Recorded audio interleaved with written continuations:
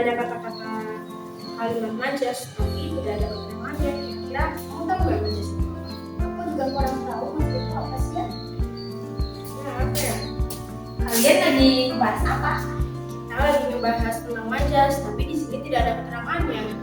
Oh, jadi kalian lagi bahas tentang majas? Iya, tapi kita nggak tahu majas itu apa. Yuk kita simak penjelasannya. Jadi, majas adalah salah satu bentuk gaya bahasa untuk mendapatkan suasana dalam sebuah kalimat agar semakin hidup. Jenis-jenis majas ada 4. Yang pertama ada majas perbandingan. Majas perbandingan adalah majas yang membandingkan atau menyandingkan salah satu objek dengan objek lainnya. Yang kedua ada majas sindiran. Majas sindiran adalah majas yang ditunjukkan untuk menyatakan sesuatu dengan maksud menyindir. Yang ketiga ada majas penegasan. Majas penegasan adalah majas yang digunakan untuk menyatakan suatu hal secara tegas. Yang keempat ada majas pertentangan. Majas pertentangan adalah majas yang digunakan untuk mengekspresikan suatu hal dengan cara mempertentangkan dengan hal lainnya. Majas perbandingan. Majas perbandingan ada 11. Yang pertama, majas alegori adalah majas yang menyatakan ungkapan, kiasan, atau penggambaran. Contohnya, hidup itu seperti roda berputar, kadang di atas, kadang pula di bawah. Yang kedua, majas personifikasi adalah majas yang membandingkan antara manusia dengan benda mati, seolah-olah benda tersebut memiliki sifat layaknya manusia.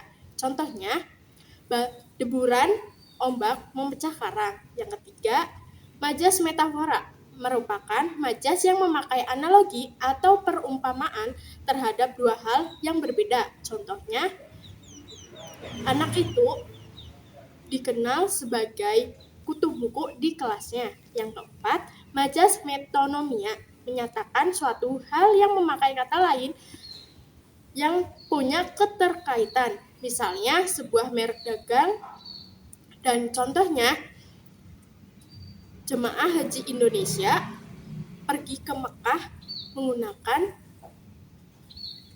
Garuda. 5. Majas asosiasi digunakan untuk membandingkan perasaan atau emosi suatu objek, simbol, atau situasi yang berbeda. Contohnya, suara hujan mengingatkanku pada kesegaran dan ketenangan. Yang keenam, majas hiperbola adalah majas yang menggunakan ungkapan yang berlebih dan tidak masuk akal. Contohnya, dentuman itu menggelegar di angkasa. Yang ketujuh, majas simil adalah majas yang digunakan untuk membandingkan dua hal yang berbeda. Yang kedelapan, majas autonomosia biasanya menggunakan nama atau gelar yang mewakili orang atau suatu hal yang spesifik untuk menyampaikan ide atau perasaan secara implisit. Contohnya, Bapak Proklamator mengacu kepada Soekarno sebagai proklamator kemerdekaan Indonesia. Yang kesembilan ada majas prasprototo. Majas prasprototo adalah majas yang menggunakan sebagian unsur atau objek untuk menunjukkan keseluruhan objek. Contoh, dari tadi pagi ia tak menampakkan batang hidungnya. Yang ke-10, majas totem proparte. Majas totem proparte adalah majas yang mengungkapkan keseluruhan objek padahal hanya sebagian objek saja. Contoh, Indonesia mengalahkan Malaysia dalam pertandingan sepak bola tadi malam. Yang ke-11, majas eufemisme adalah majas yang menggunakan ungkapan lebih halus terhadap ungkapan yang dirasa kasar atau merugikan. Contoh majas sindiran ada 5, yaitu yang pertama, majas ironi. Majas sindiran ini digunakan dengan cara menyembunyikan fakta dan mengatakan hal yang sebaliknya. Contoh, suaranya sangat merdu sekali seperti kaset kusut. Yang kedua, majas sarkasme.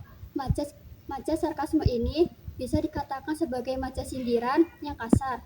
Contoh, putih benar wajah kamu sampai bisa aku sendoki bedaknya. Yang ketiga, majas sinisme. Majas sinisme ini lebih bersifat mencemooh atas ide atau pemikiran. Contoh, kamu sudah pintar kan? Kenapa masih bertanya kepadaku? Yang keempat, majas satire adalah gaya bahasa yang mengandung penolakan, kritik, atau sindiran terhadap suatu gagasan, kebiasaan, dan ideologi. Namun, penyampaiannya dapat dibalut dengan komedi atau sebagai bahan candaan. Contohnya, ya Tuhan, soal semudah itu saja kamu tidak bisa menyelesaikannya. Yang kelima, ada majas innuendo. Majas innuendo digunakan untuk menyindir seseorang dengan cara mengecilkan fakta yang ada. Contoh, tak perlu takut, disuntik rasanya hanya seperti digigit semut kecil saja. Ada juga contoh majas penegasan, ada 9, yaitu majas pleonasme adalah majas yang menambahkan keterangan pada kalimat yang sudah jelas. Sebenarnya tidak diperlukan, contoh dia sudah turun ke bawah. 2. Majas repetisi merupakan majas pengulangan kata, frasa, atau klausa untuk mempertegas maksudnya. Contoh, awas tunggu kedatanganku, besok tunggu. 3. Majas retorika. Majas ini berbentuk kalimat tanya namun tidak memerlukan jawaban. Contoh, siapa yang tidak ingin terlahir kaya raya. 4.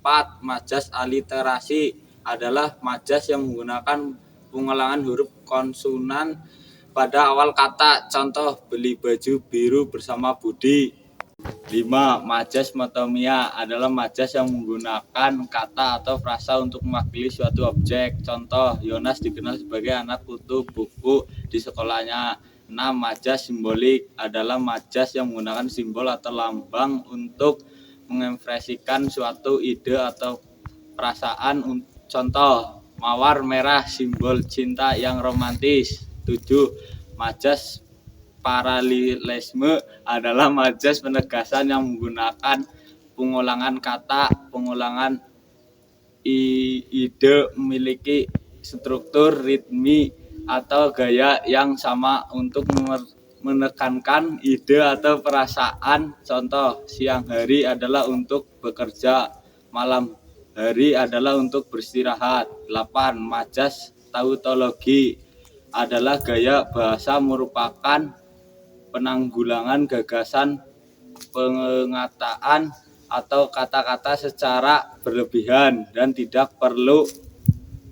Majas tautologi merupakan contoh dari redundansi bahasa. Contoh, saya percaya, yakin, dan mengalami